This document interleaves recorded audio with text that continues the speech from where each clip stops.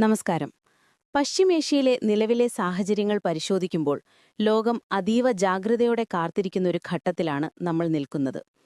അമേരിക്കയുടെ പണക്കപ്പലായ USS Abraham Lincoln നിലവിൽ middle ഈസ്റ്റിലെ സമുദ്രമേഖലയിൽ, പ്രത്യേകിച്ച് ഒമാൻ ഉൾക്കടലിന് സമീപം തമ്പടിച്ചിരിക്കുകയാണ്.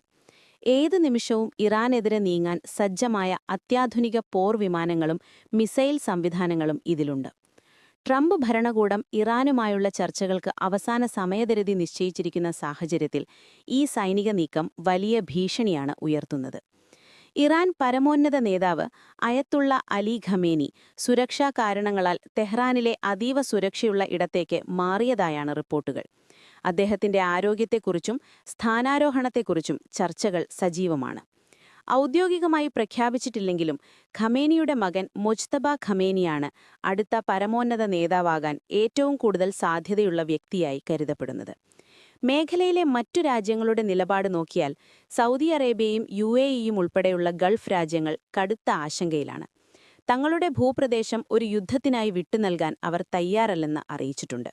എന്നാൽ ഇസ്രായേൽ ഈ വിഷയത്തിൽ അമേരിക്കയ്ക്ക് പൂർണ്ണ പിന്തുണ നൽകുന്നു. ഇറാന്റെ ആണവ പദ്ധതികളെ തകർക്കാൻ സൈനിക നീക്കം അനിവാര്യമാണെന്നാണ് ഇസ്രായേലിന്റെ വാദം.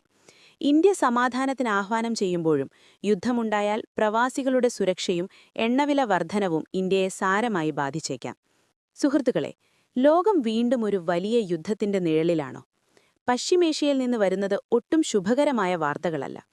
അമേരിക്കയുടെ വമ്പൻ യുദ്ധക്കപ്പലായ എബ്രഹാം ലിങ്കൺ ഇറാൻ അതിർത്തിക്ക് തൊട്ടടുത്തെത്തി നിൽക്കുന്നു. ട്രംപിന്റെ താക്കീതുകൾ വെറും വാക്കല്ലെന്ന് ലോകം ഭയപ്പെടുന്നുണ്ട്. ഇറാൻ നേതാവ് ബങ്കറിലേക്ക് മാറിയതും പിൻഗാമിയെക്കുറിച്ചുള്ള ചർച്ചകൾ നടക്കുന്നതും അവിടത്തെ സംഘർഷാവസ്ഥ എത്രത്തോളം ഉണ്ടെന്ന് വ്യക്തമാക്കുന്നു.